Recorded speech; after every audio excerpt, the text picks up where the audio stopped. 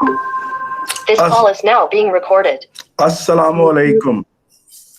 बेटा आज हमारा टॉपिक है, आज का हमारा टॉपिक है इंटरफेरेंस ऑफ लाइट। सर वो आप सुपर इम्पोजिशन को थोड़ा बहुत 1-2 मिनट के लिए याद दिला सकते हैं? थोड़ा भूला हुआ है। जी मैं बता दूं,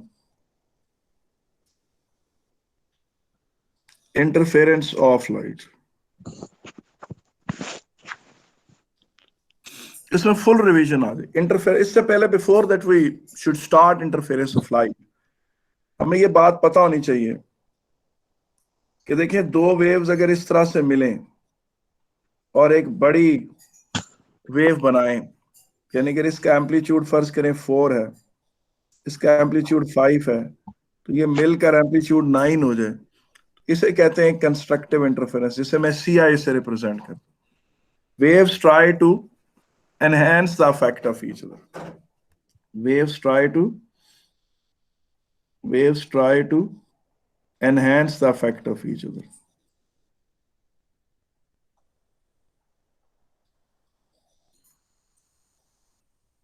तो ये एक प्रिंसिपल ऑफ सुपरपोजिशन।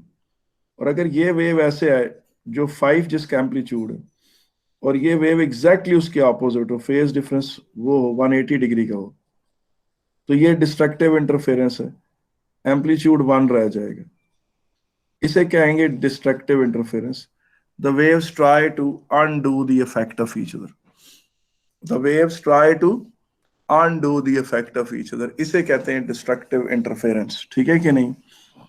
और जब waves try to undo the effect of each other, तो ये डिस्ट्रक्टिव इंटरफेरेंस। ठीक है? और प्रिंसिपल ऑफ सुपरपोजिशन ये है कि when many identical waves overlap, the resultant displacement at any point at any instant is equal to the vector sum of the individual displacements caused by those waves at that point at that instant. ये था principle of superposition. फिर हमने ये चीज पढ़ी थी कि अगर आपके पास दो सोर्सेज हैं, ये सोर्स S1 है और ये सोर्स S2, और इनमें यह है कि शर्त यह है कि अगर इनमें फेज डिफरेंस 0 हो तो 0 रहे, इनमें फेज डिफरेंस 0 हो तो 0 रहे, अगर इनमें फेज डिफरेंस 180 डिग्री है तो 180 रहे, जो भी फेज डिफरेंस है वो उसे मेंटेन करें। बहरहाल लेट्स एज्यूम कि फेज डिफरेंस 0 के साथ जो वेव्स हैं, हमने पढ़ा था कि वो क्या बनाती हैं, वो इस तरह करके, ये ब्लैक में जो मैं दिखा रहा हूं ये एंटी नोडल लाइंस है, जिसमें हमने पढ़ा था कि PD 0 lambda, PD is equal to lambda एक wavelength, path difference is equal to 2 lambda, और PD is equal to lambda, और PD is equal to 2 lambda. ये चीजें हमने पढ़ी थी, ठीक है कि नहीं? उसके बाद फिर हमने पिछले लेक्चर में ये बात भी पढ़ी थी, अगर दो सोर्सेस के दरमियान डिस्टेंस अगर a हो, दो सोर्सेस के दरमियान डिस्टेंस a हो, एंटी नोडल लाइंस के दरमियान डिस्टेंस x हो, और ये कैपिटल D है, कैपिटल D, ये जो डॉट ब्लू ये चीज है, इसको कहते हैं line of observation.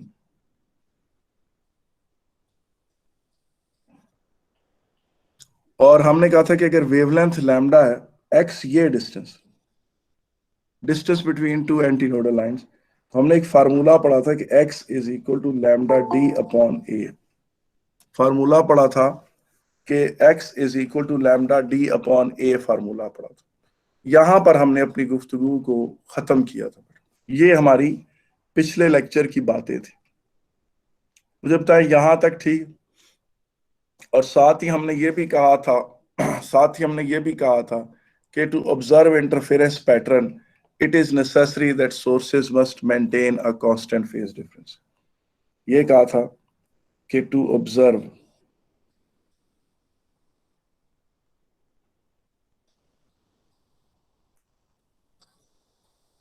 interference pattern,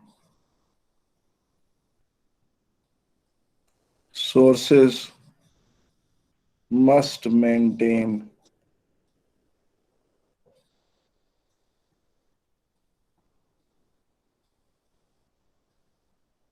constant phase difference।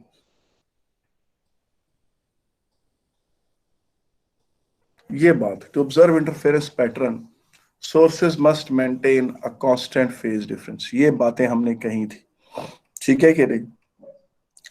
और इन सारी बातों के साथ हम अब आगे चल रहे हैं और हम टॉपिक पढ़ेंगे इंटरफेरेंस ऑफ लाइट। और एक चीज और भी थी।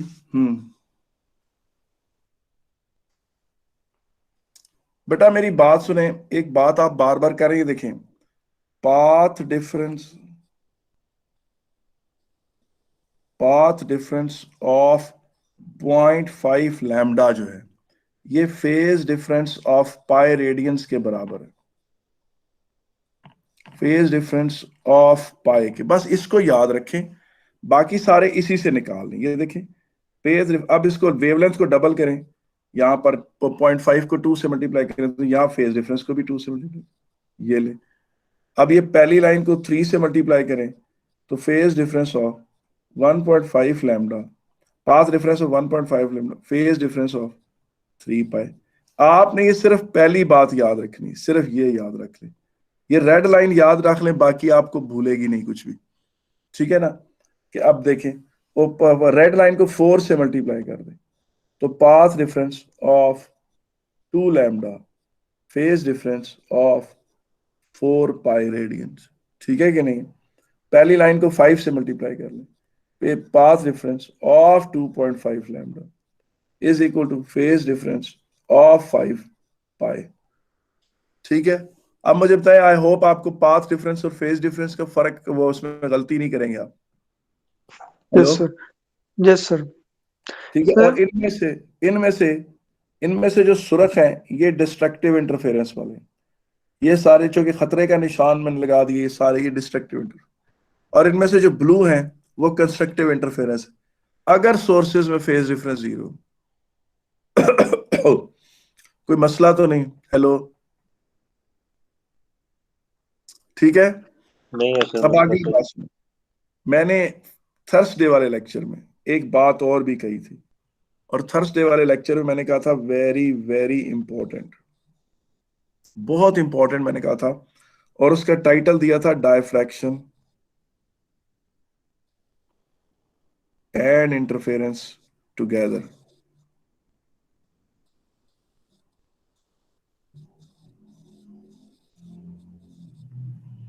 Diffraction and interference together.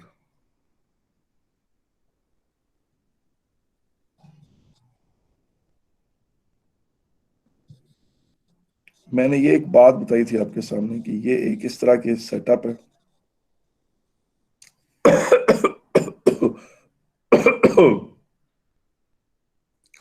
अब ये देखें, ये यहां से वेव फ्रंट्स आ रही हैं,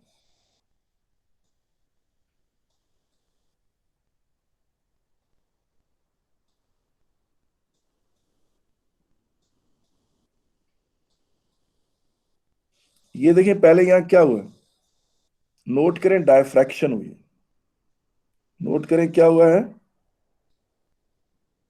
डायफ्रैक्शन हुई, डायफ्रैक्शन हुई है। और जब डायफ्रैक्शन हो गई, जब डायफ्रैक्शन हुई तो ओवरलैपिंग हुई, और जब ओवरलैपिंग हो गई तो फिर ये नोडल और एंटी नोडल लाइनें बनना शुरू। ये रेड में जो मैं बना रहा हूं, ये रेड में जो मैं बना रहा हूं, ये एंटी नोडल, ये जाहिर है मैंने अभी जल्दी जल्दी बनाया तो थोड़ी टेढ़ी मेढ़ी बन रही है। ये रेड में जो बना रहा हूं ये एंटी नोडल लाइन है, ठीक है? और इन एंटी नोडल लाइंस के बीच में नोडल लाइंस भी हैं। यहां क्या हो रहा है, ये जो येलो में बनाई है, ये ऑरेंज में, ये नोडल लाइंस है, और हर दो एंटी नोडल लाइंस के बीच में नोडल लाइन होती है। ये सही रफ सी बना रहा हूं। सर और इसमें नोडल लाइन देखिए, पे क्या डिस्ट्रक्टिव इंटरफेरेंस होता है? जी नोडल लाइन डिस्ट्रक्टिव इंटरफेरेंस, जहां पानी रुका होता है। अगर आप कहते हैं तो मैं आपको वो वीडियो दोबारा नहीं दिखा नहीं देता नहीं हूँ नहीं कि नहीं, जो उसने याद आ बनाई। गया, याद आ गया। एंटी नोडल लाइन पे वेव्स हाँ कंस्ट्रक्टिव हो रहे होते हैं और नोडल लाइन पे डिस्ट्रक्टिव। हाँ। अच्छा, अब ये चीज देखें, मेरी बात सुने गौर से, कि वो ये बात है कि फिर हमने कहा था कि अगर ये विड्थ को हम बड़ा कर दें, सर दोनों सोर्सेज का फेज डिफरेंस 0 है ना? जी जी, दोनों सोर्सेज का फेज डिफरेंस 0, ठीक है, फिर हमने कहा था कि अगर हम इस विड्थ को बड़ा कर दें तो फिर क्या होगा।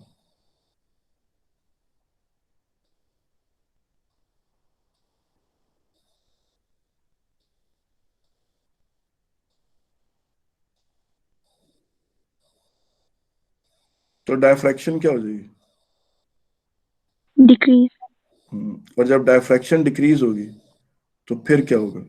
रीजन ऑफ ओवरलैप क्या हो जाएगा? Region of overlap decrease. Decrease कर देगा। डिक्रीज और रीजन ऑफ ओवरलैप जब डिक्रीज करेगा तो बेटा कम क्या होगा? क्या सर, नोडल और कम anti number nodal lines of की नोडल तादाद और क्या एंटी होगी? नोडल बनेंगे। हाँ, लेकिन वो थोड़ी सी होंगी, है ना जी, बहुत कम नोडल और एंटी नोडल लाइंस बनेंगी। ठीक है कि नहीं? तो अब इसका सर मतलब, इंटरफेरेंस भी डिक्रीज करेगी ना?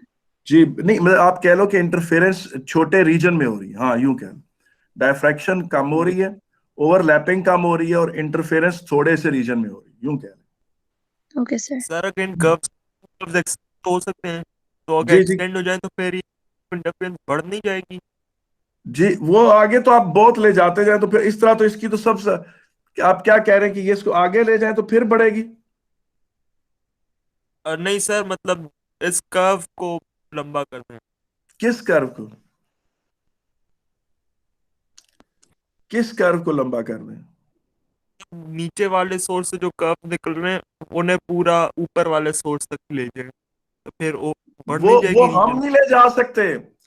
मैं यही तो कह रहा हूं, देखो, मैं यही तो कह रहा हूं कि देखो, जब ये विड्थ जो है छोटी होती है तो डायफ्रैक्शन ज्यादा होती है, ठीक है ना, और जब ये विड्थ, ये वाली विड्थ बड़ी हो जाती है तो डायफ्रैक्शन कम हो जाती है। ये वाली विड्थ जब बड़ी हो जाती है, डब्ल्यू बढ़ जाता है तो डायफ्रैक्शन कम हो जाती है, और जब डायफ्रैक्शन कम होती है तो रीजन ऑफ ओवरलैप कम हो जाता है, और जब रीजन ऑफ ओवरलैप कम होता है तो इंटरफेरेंस खुद ब खुद कम हो गई है। इंटरफेरेंस थोड़ी सी जगह पर हो रही है, यार रीजन अच्छा ऑफ ठीक है सर। ओवरलैप कम हो गया।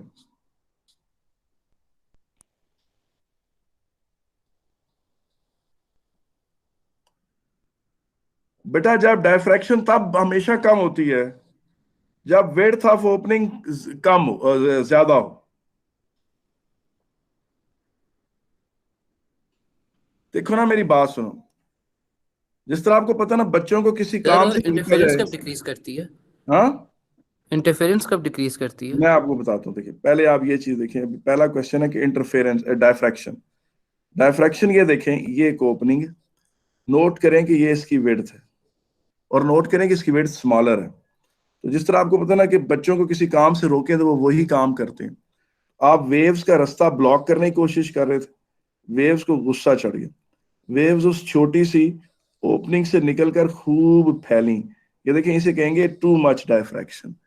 ये देखें, इस तरह डायफ्रैक्शन होती है। ये हमारे कंट्रोल में नहीं होता कि हम वेव फ्रंट को बड़ा कर दें या छोटा कर दें।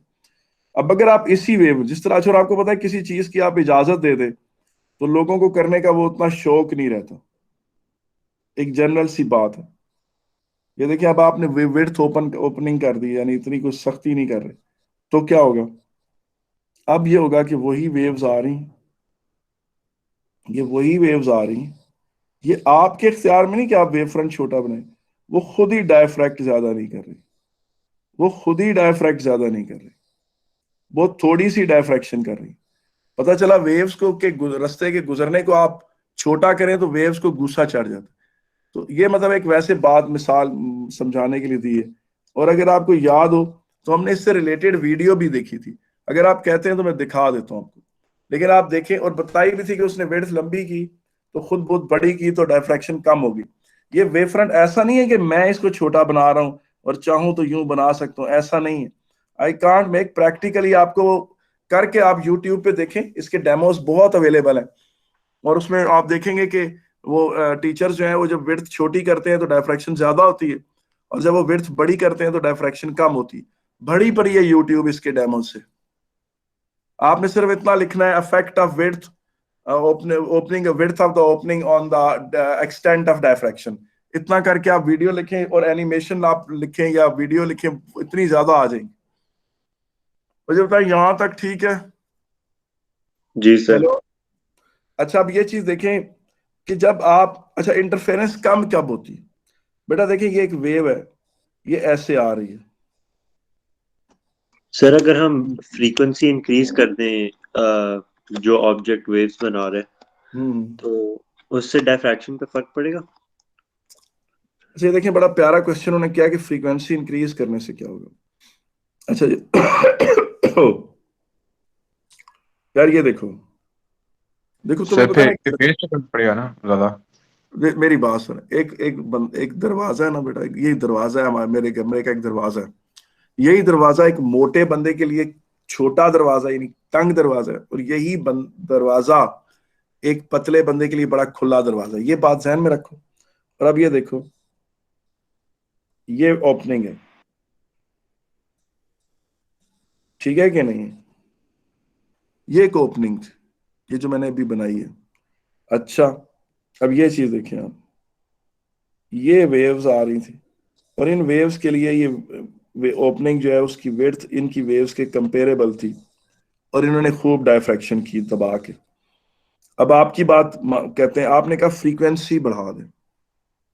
अगर फ्रीक्वेंसी बढ़ा देंगे तो वेवलेंथ क्या हो जाएगी जी? फ्रीक्वेंसी बढ़ाएंगे तो वेवलेंथ क्या होगी जी? कम हो जाएगी, हाँ, वेवलेंथ कम हो जाएगी। अच्छा, अब जब वेवलेंथ कम होगी तो फिर क्या होगा यार? कुछ इस तरह का मामला नहीं हो जाएगा? अब जब वेवलेंथ कम होगी तो ये ओपनिंग वेवलेंथ से अब क्या हो गई? ये ओपनिंग अब वेवलेंथ से बड़ी होगी, नतीजतन डायफ्रैक्शन क्या होगी? कम। तो एक बात याद रखें कि diffraction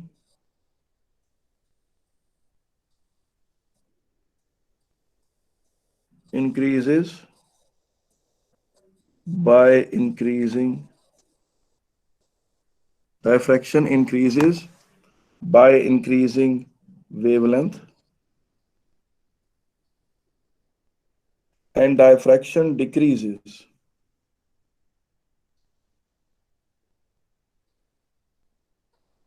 by increasing frequency. Sir अगर दो जगह से निकल रही होती वेव्स तो फिर इंटरफेरेंस ज्यादा होती है ना, क्योंकि फिर अच्छा वो वेवलेंथ ज्यादा इंटरसेक्ट पॉइंट से आ रही है। मैं बताऊं, अभी आप मुझसे आप में से किसी ने मुझसे एक क्वेश्चन पूछा था कि इंटरफेरेंस कब ज्यादा होती। बेटा सीधी सी बात ये है कि देखो, ये एक मुल्तान में एक डिश लगी हुई है, और ये माइक्रोवेव्स प्रोड्यूस कर रही है। मुल्तान से बहुत दूर लाहौर में ये एक माइक्रोवेव डिश लगी हुई है।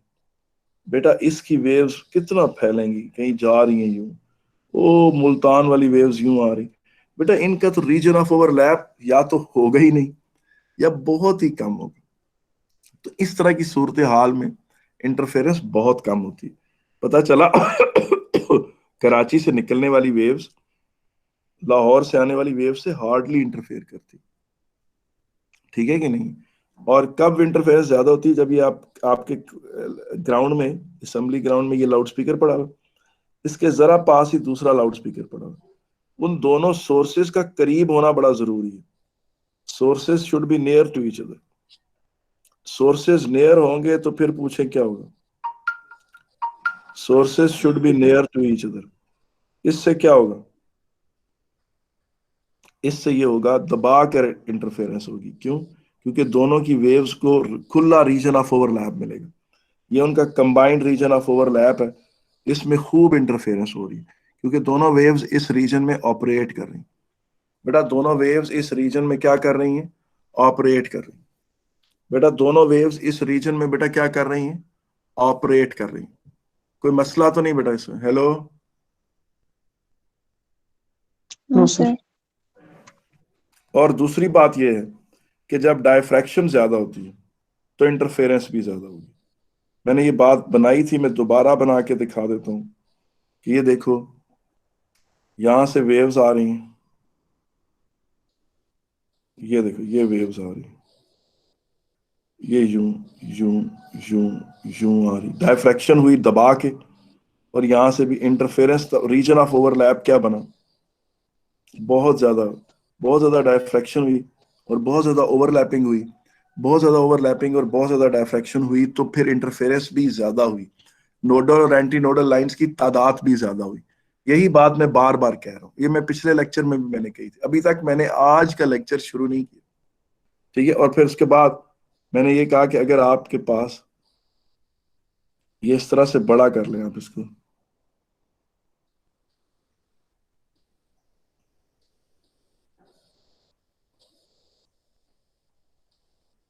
देखिए जब डायफ्रैक्शन कम होगी, जब डायफ्रैक्शन कम होगी तो फिर क्या होगा, रीजन ऑफ ओवरलैप भी क्या होगा, कम होगा। जब रीजन ऑफ ओवरलैप भी कम होगा तो फिर इंटरफेरेंस भी कम होगी और नोडल और एंटी नोडल लाइंस की तादाद भी कम होगी। मुझे बताएं यहां तक कोई मसला तो नहीं है? हेलो जी, सर अच्छा। बेटा आपको, आप जब टीवी देख रहे होते हैं, आप जब टीवी देख रहे होते हैं तो आपको पता है कि आपको वो फिल्म मूव करती हुई नजर आ रही होती है। वो फिल्म क्या होती है, मूव करती नजर आ रही होती है। लेकिन एक्चुअली आपको पता है कि वो मूविंग फिल्म नहीं होती, वो तस्वीरें होती हैं। वो क्या होती हैं, यानी एक पिक्चर होती है, उसके बाद एक और पिक्चर होती है, उसके बाद एक और पिक्चर होती है। इन्हें फ्रेम्स कहते हैं। इन्हें क्या कहते हैं, फ्रेम्स। और इसमें ये देखिए, ये बंदा ऐसे है, फिर ये बंदा फर्ज करें अपना वो हाथ हिला रहा है, ऊपर की तरफ लेके जा रहा है, तो वो इतनी तस्वीरें होती हैं और आपको उसका कंटिन्यूएशन में हाथ ऊपर जाता हुआ, उसका ये जो हैंड ए है ये ऊपर जाता हुआ नजर आ रहा है। क्यों, ये एक्चुअली आप जो मूवी देख रहे होते हैं जिसमें आपको एक्शंस होते हुए नजर आ रहे होते हैं, वो एक्चुअली आपके सामने से पिक्चर्स होती हैं जो मूव कर रही होती हैं, फ्रेम्स मूव कर रहे होते हैं। और मुझे सही पता नहीं है, मगर मेरा ख्याल है कुछ तरह करके 25 फ्रेम्स पर सेकेंड या इस तरह करके उसका कोई रेट होता है। आप अगर गूगल करके देखें तो आपको पता चल जाएगा कि वो एक सेकंड में आपके सामने से तस्वीरें गुजर रही होती, आपको महसूस ऐसे होता है कि वो मूवी चल रही है आपके सामने। ये बात समझ में आ गई आपको कि नहीं आई? हेलो जी हेलो। सर। Yes sir. तो वो आपको कंटिन्यूस मूवी क्यों नजर आती है, परसिस्टेंस ऑफ विजन की वजह से। परसिस्टेंस ऑफ विजन की वजह से ऐसा होता है। परसिस्टेंस ऑफ विजन का मतलब है कि आप एक सीन देखते हैं तो आप अगला सीन उस पिछले सीन के साथ कनेक्ट कर लेते हैं, तो आपको वो कंटिन्यूएशन में नजर आता है। अब इस कमरे में, जिस कमरे में आप बैठे हुए हैं, उसमें जो लाइट एमिट हो रही है, अच्छा वो लाइट भी पूछे कैसे एमिट हो रही है, वो लाइट इस तरह की एमिट हो रही है, उसमें ये वेव्स आ रही, मगर उसमें बेटा एब्रप्ट चेंजेस ऑफ फेज भी हैं, उसमें एब्रप्ट चेंजेस ऑफ फेज भी आ रहे हैं। ठीक है कि नहीं?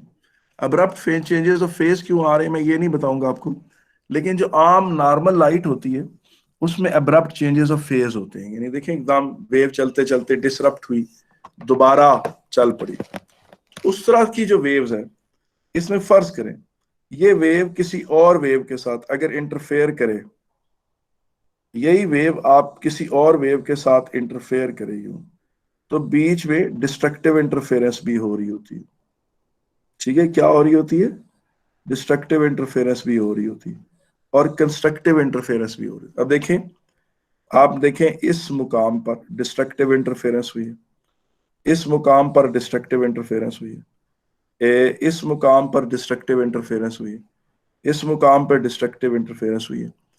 लेकिन ये ऐसे ही जैसे उस जगह पर उस स्पॉट पे जहां ये दोनों लाइट पड़ रही हैं और वहां से आप इसको देख रहे हैं, यू आर वॉचिंग इट, तो परसिस्टेंस ऑफ विजन की वजह से आपको हर वक्त रोशनी ही नजर आती, यानी आपके कमरे में लाइट इंटरफेरेंस कर रही है, लेकिन एक ही स्पॉट पे, किसी एक स्पॉट पे वो डिस्ट्रक्टिव इंटरफेरेंस होती है, लेकिन उसके फौरन बाद उसी जगह पर दोबारा कंस्ट्रक्टिव इंटरफेरेंस हो जाती है और फिर कंस्ट्रक्टिव डिस्ट्रक्टिव हो रहा होता है, मगर आपको पूरा कमरा हर वक्त रोशन नजर आता है due to persistence of vision की वजह से।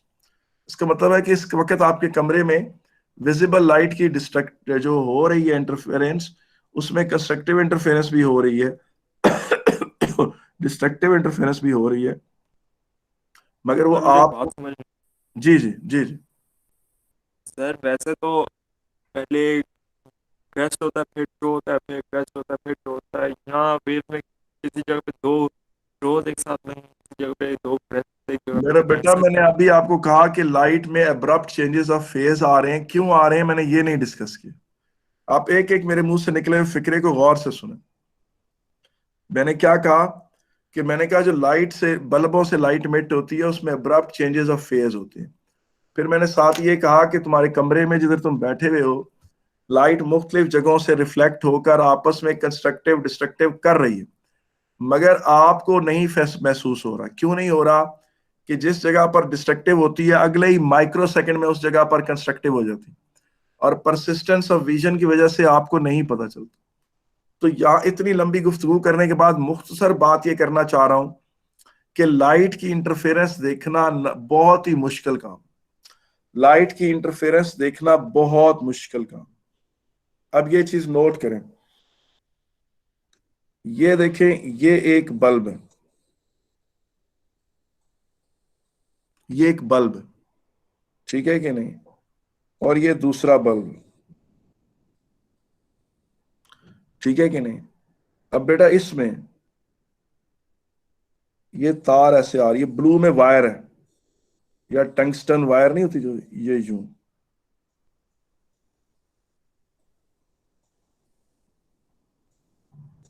ये टंगस्टन, ब्लू में टंगस्टन वायर है, इसके अंदर भी ये वायर है, ठीक है कि नहीं।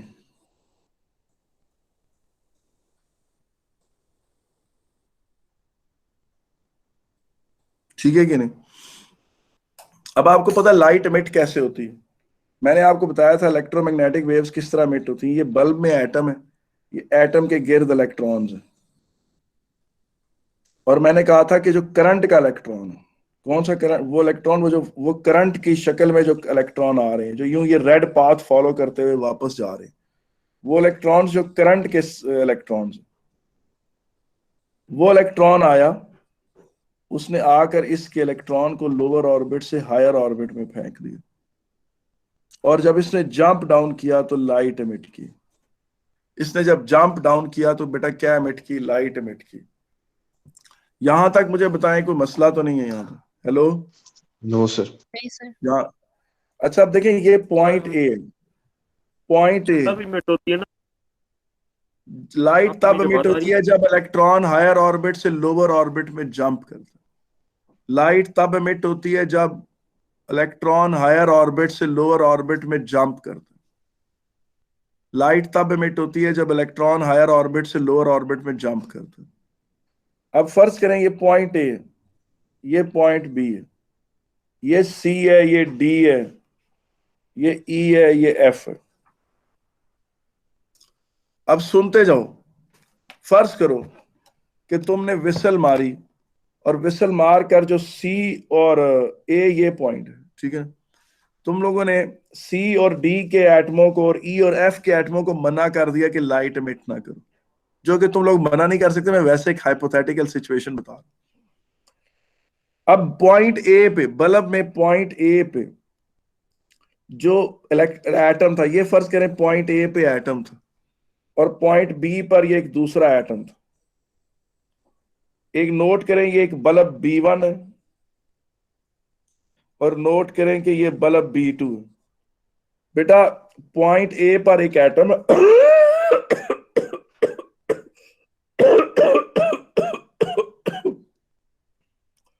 और पॉइंट बी पर एक एटम है।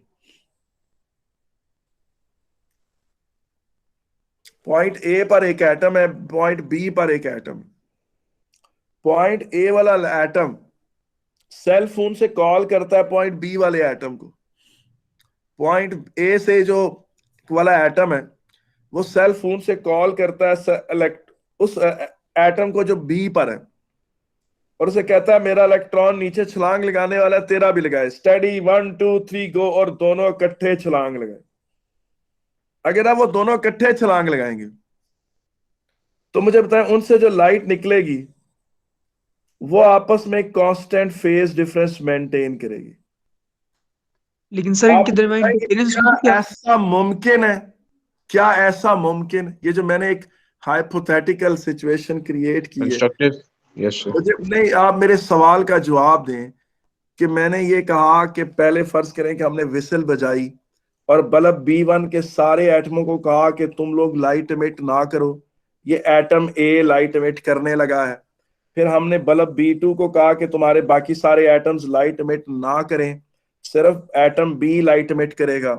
फिर एटम ए की तरफ से सेल फोन से कॉल जाए एटम बी को कि मेरा इलेक्ट्रॉन छलांग लगाने वाला है, तू भी लगा अपने इलेक्ट्रॉन को, कह स्टडी 1 2 3 गो, और वो इकट्ठे छलांग लगाएं।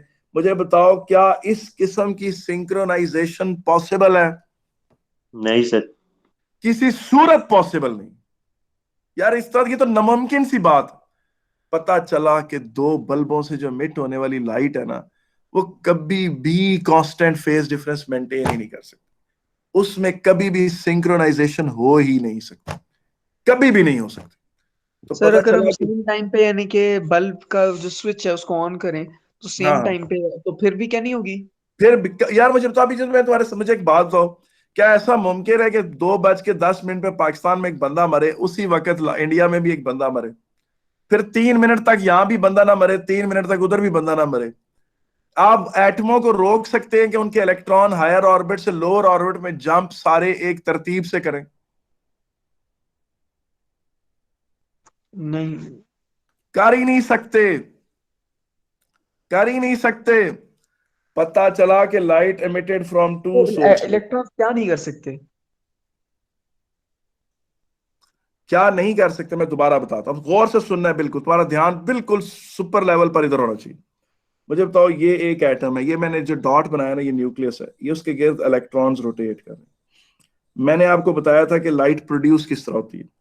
इस तरह होती है कि कोई इलेक्ट्रॉन बाहर से आता है, वो इलेक्ट्रॉन आकर इस इलेक्ट्रॉन को लगता है, उछाल कर हायर ऑर्बिट में फेंक देता है। मुझे बताओ यहां तक ठीक है? अब जब ये इलेक्ट्रॉन जंप करता है नीचे, ये सर एक इलेक्ट्रॉन सेकंड, जंप और कर, इलेक्ट्रॉन ये एटम के अंदर वाले इलेक्ट्रॉन को फोर्स करता है कि वो एक हायर ऑर्बिट में जाए। जी बिल्कुल बिल्कुल। अब जब ये जंप डाउन करता है, इससे क्या एमिट होती है? लाइट। लाइट एमिट होती है। पहले मुझे एक बात बताओ, ये एक बल्ब का बल्ब फिलामेंट है। सर वो बी और ए वाली बात मुझे अच्छी तरीके से याद है, ए कब लाइट करता है और उस कॉल वाली वो पूरी मुझे बात याद है, वो आपको दोबारा दोहराने की जरूरत नहीं है। तो मुझे एक बात बताओ कि मैं ये कहना चाहता हूँ, देखो इस पॉइंट पर एक बल्ब है, एक सॉरी एटम है। पहले तो तुम कहो कि बल्ब के बाकी एटम्स लाइट एमिट ना करें, ये पहले तो यही नामुमकिन है, पहले तो यही बात नामुमकिन है कि तुम मना कर दो बाकी सारे एटमों को कि वो लाइट एमिट ना करें, और सिर्फ कहो कि जी एटम ए एमिट करने लगा है। ये खुद ही एक नामुमकिनात की बात है। फिर तुमको इस बल्ब के भी सारे एटमों को मना कर दो कि भाई तुम लाइट एमिट ना करो, और bulb point atom number B जो है वो लाइट एमिट करने लगा है। फिर इस एटम नंबर ए जो है सेल फोन पे कॉल करे एटम नंबर बी को और कहे कि मेरा इलेक्ट्रॉन हायर ऑर्बिट से निचले ऑर्बिट में छलांग लगाने वाला है, तुम भी अपने एटम को, इलेक्ट्रॉन को कहो कि जो ही मैं 1 2 3 बोलूं तो इकट्ठे छलांग लगाएं। तो इधर से जो लाइट निकले और इधर से जो लाइट निकले, उनमें शायद कोई फेस कोहेरेंस मौजूद हो। पता चला बेटा कि एमिशन ऑफ लाइट बड़ी यूनिक है। एमिशन ऑफ लाइट इतनी को रैंडम है, इतनी को रैंडम है, इतनी रैंडम है कि तुम्हारे बस में नहीं कि तुम उसको सिंक्रोनाइजेशन कर सको उसकी, यानी उसके अंदर से दो मतलब इकट्ठा एक फेज डिफरेंस 0 या 180 या 90 डिग्री, या कोई कोई सिंपल कोई, इवन अगर ये दोनों बल्ब सिर्फ ब्लू लाइट एमिट करते हो, एक ही टाइम पर तुमने इन बल्बों को ऑन किया हो, मुमकिन है इन बल्बों को तुमने एक ही सर्किट में जोड़ा हो और एक ही टाइम इनका स्विच क्लोज किया हो, एक ही वोल्टेज से इनको बैटरी एनर्जी दी हो, तब भी बल्ब B1 से बल्ब B2 की जो लाइट एमिट होती है बेटा, ये नहीं कंट्रोल होती, ये बड़ी रैंडम होती है। जाहिर है लाइट एमिट तब हो रही है हायर ऑर्बिट से लोअर ऑर्बिट में इलेक्ट्रॉन जंप करें। यार ये जंपिंग तो तुम किसी सूरत नहीं सिंक्रोनाइज करवा सकते। ये बिल्कुल ऐसे ही जैसे तुम जिंदा मेंढक का तोलो। फर्ज करो ये तुम्हारे पास तराजू है, इसमें तुमने बहुत सारे जिंदा लिविंग फ्रॉग्स रखे हुए, इधर तुमने 1 किलो का वजन रखा हुआ है। अभी तुम वजन कर ही रहे हो कि एक फ्रॉग ने नीचे जंप लगा दी, तुमने उसे उठा के वापस रखा तो एक और ने नीचे जंप लगा दी, तुम्हारे काबू में ही नहीं। मुझे बताएं ये बात समझ में आ गई है कि नहीं आई? हेलो? समझ गया सर कि जी यानी कि जनाब। लाइट की जो है इमिशन कभी कोहेरेंस नहीं होती, लाइट बहुत रैंडम होती है। और फिर उस रैंडम में कंस्ट्रक्टिव डिस्ट्रक्टिव इंटरफेरेंस मिक्स हो रही होती है और तुम्हारी आय पहचान नहीं सकती, क्योंकि एक जगह अंधेरा और फिर लाइट हो, अंधेरा हो फिर लाइट हो, तो तुम्हें वो लाइट ही नजर आएगी। नजर नहीं आता कि इस वजह से, यानी कि सर क्योंकि बहुत कम इंस्टेंट पे अंधेरा होता है तो, और हमारी ब्लिंकिंग वगैरह नाम की भी एक चीज होती है, तो उस वजह से हाँ हमें कंप्लीट रोशनी नजर आती है। हाँ, आपको पूरे कमरे में मुसलसल रोशनी नजर आती है due to persistence of vision. बेटा ये थे मसाइल जो राह में थे हायल, इसकी वजह से इंटरफेरेंस ऑफ लाइट समझ नहीं आ सकती थी, समझ हो नहीं सकती। सो इंटरफेरेंस ऑफ मतलब कंस्ट्रक्टिव हो सकती है लेकिन परफेक्टली कंस्ट्रक्टिव नहीं हो सकती कभी। मतलब एक ही जगह पर कंस्ट्रक्टिव हुई, अगले ही माइक्रो सेकंड उसी जगह डिस्ट्रक्टिव हो गई, अगले ही माइक्रो सेकंड उसी जगह कंस्ट्रक्टिव हो गई। मुमकिन है बीच में परफेक्ट कंस्ट्रक्टिव भी हुई एक नैनो सेकंड्स के लिए, मगर आपको नहीं, वो आपकी आय नहीं कम से कम देख सकती उसे। हो रही है इस वक्त आपके कमरे में जो लाइट मिट हो रही है वो मुख्तलिफ जगह से रिफ्लेक्ट होकर आपस में इंटरफेयर कर रही है। आपके कमरे में इंटरफेयर कंस्ट्रक्टिव इंटरफेरेंस भी हो रही है, डिस्ट्रक्टिव भी हो रही है, मगर आप नहीं परसीव कर सकते। ये सारी बहस का मकसद, सारी बात का मुद्दा यही है कि लाइट की इंटरफेरेंस इतना आसान नहीं है देखना। मुझे बताएं यहां तक कोई इशू तो नहीं है? Hello, no sir. अच्छा अब ये चीज देखें, देखिए लाउड स्पीकर बड़े आसानी से आप उनको कनेक्ट कर सकते हैं। ये लाउड स्पीकर है, ये दोनों एक ही मॉडल के दो लाउड स्पीकर ले लें, इसका पॉजिटिव टर्मिनल लें, इसका पॉजिटिव टर्मिनल लें, इन दोनों को इकट्ठा जोड़ें, जोड़कर आप सप्लाई के साथ कनेक्ट कर दें, और फिर इसका नेगेटिव टर्मिनल और उसका नेगेटिव टर्मिनल आराम से लाकर इकट्ठा जोड़ दें। ये दोनों लाउड स्पीकर इकट्ठी कंप्रेशन और इकट्ठी रेयरफेक्शन प्रोड्यूस करेंगे, और जब इसमें कंप्रेशन होगी एन उस वक्त कंप्रेशन इसमें होगी, जब इसमें रेयरफेक्शन होगी उसमें भी रेयरफेक्शन होगी। ये परफेक्टली 0 डिग्री पर ऑपरेट कर सकते हैं। यहां तक समझ आ गई? लेकिन आप लाइट के साथ ये नहीं कर सकते। फिर पूछें क्या होता है? अगली बात सुने, स्टोरी बड़ी मजे की। पूछे क्या बात है सर, अगली बात बताएं आप क्या है। बेटा एक बंदा था, उसका नाम था थॉमस यंग। क्या नाम था उसका? Thomas young. अगर आप इसको पोठवारी में कहें तो निक्का थॉमस। क्या उसको मैंने कहा पंजाबी में कहें तो निक्का थॉमस, यानी छोटा Thomas, Thomas young. Thomas young ने पूछे क्या किया? ये बड़ा कुछ चालाक था, बड़ा शरारती बच्चा था, ही वॉज वेरी शरारती। इसने पूछे किया क्या? ये इसने एक बल्ब लिया, बल्ब लेकर उसके सामने इसने रेजर शार्प एजेस रखे ब्लेड्स के, रेजर शार्प क्या रखे? एजेस रखे ब्लेड के, और बाकी पूरा उसको डब्बे में बंद कर दिया। ठीक है, इस एक बल्ब की लाइट यहां से निकली और यहां से डायफ्रैक्ट हुई, डायफ्रैक्ट हुई। फिर क्या किया इसने? इसने जनाब ये वाला सेटअप लगाया, यहां इसने रेजर शार्प एक और एज लगाया, ये यूं करके ये दो रेजर शार्प एजेस थे, और इस तरह करके ये उसने एक और स्लिट बनाई आगे, और फिर यहां से एक और स्लिट बनाई यूं, और यूं भी डब्बा बंद कर दिया। यहां से पता चला कि वही लाइट जो पर्पल वेव फ्रंट्स के साथ आई थी, उसने slit number A slit B दोनों को टच किया at a time, same time, और वहां से जो लाइट निकली उसने डायफ्रैक्ट किया। आप नोट कर रहे हैं कि थॉमस निक्के ने हरकत क्या की? उसने एक ही लाइट सोर्स को स्प्लिट किया दो में, और एक ही बल्ब से निकलने वाली लाइट के दो हिस्से कर दिए, डायफ्रैक्शन करा दी।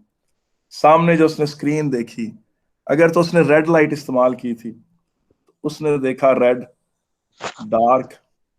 सुने जी, पैटर्न उसके देखें आप कहेंगे कि इंसान बड़ा ज़हीन है, हर मसले का हल निकाल लेता है, क्योंकि अल्लाह ने इंसान को ऐसा बनाया है, अल्लाह ने इंसान को वो बनाया है।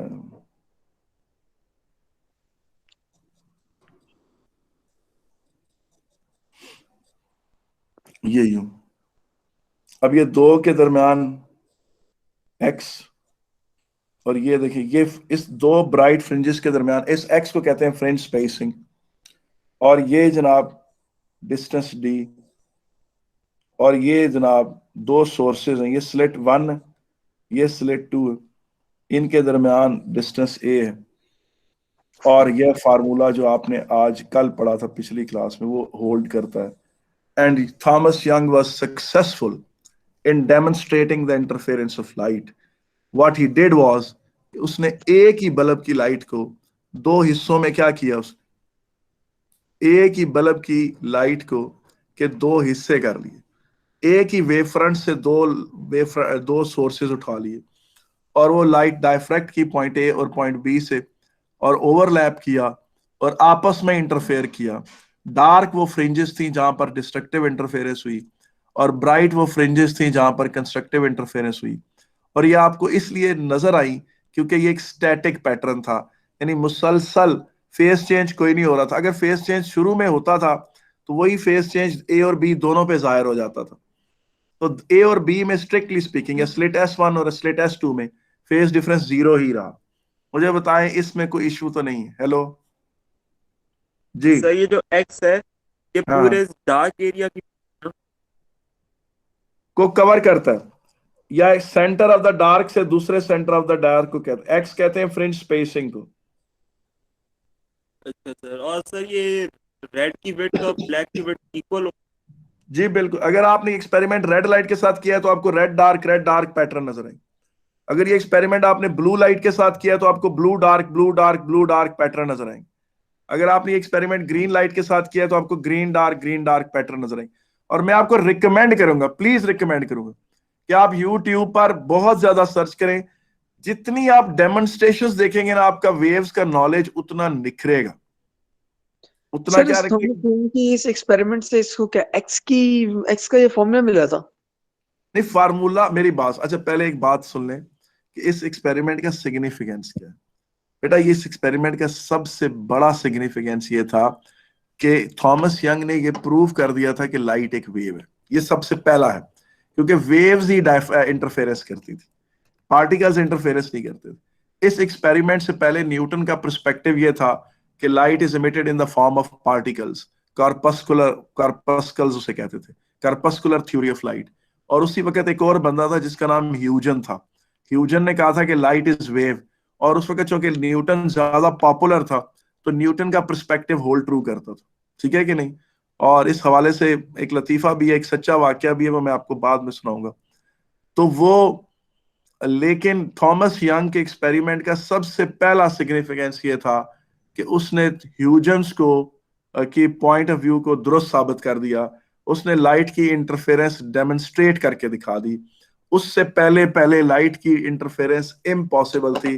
डायफ्रैक्शन के दो बल्बों से निकलने वाली लाइट से कभी भी इंटरफेरेंस पैटर्न नजर नहीं आ सकती, होती थी इंटरफेरेंस लेकिन नजर नहीं आ सकती। जी हेलो जी, मुझे बताएं इसमें कोई मसला तो नहीं है? हेलो सब लोगों को No, समझ आ sir. गई? ठीक है कि नहीं? Yes, sir. आप लोगों को ये थॉमस यंग की स्मार्टनेस पसंद आई कि नहीं आई? सर उसने ऐसे किस उम्र में ये काम किया था? आप क्या ऐसे बच्चा था? बचने हो तो मैंने मजाक किया है, थॉमस यंग से उसका नाम थॉमस निकल नाम लगा दिया यार, ठीक है कि नहीं? ये थॉमस एडिसन तो नहीं था? थॉमस एडिसन नहीं था, ये थॉमस यंग और है। ये थॉमस यंग एडिसन से 40 50 60 साल पहले का हुआ। एडिसन हुआ है 1900 के समय। अच्छा अभी यार आपका अगला आगे पीरियड है या फारिग है तो मैं क्लास कंटिन्यू करता हूं। हेलो सर आप कंटिन्यू कर दें और फिर रिकॉर्ड लेक्चर ये पोस्ट कर देना। जिनकी क्लास है वो लीव कर देंगे, मेरी क्लास है सर अभी मैथ्स की। सर एक काम करते हैं, आप कंटिन्यू कर दें और जिनकी क्लास है वो बाद में रिकॉर्डिंग देख लेंगे। जी सर, जेब तो मेरे ही जाओ ना सर, क्या लेक्चर सुन लेना, हम चलते हैं। ठीक है भाई, मैं सुन लूंगा, मैं सब उनसे सारा का सारा सुन लूंगा और कर दूंगा कि भाई जल्दी से इसको खत्म करूं ताकि मॉक की तैयारी कर लूं।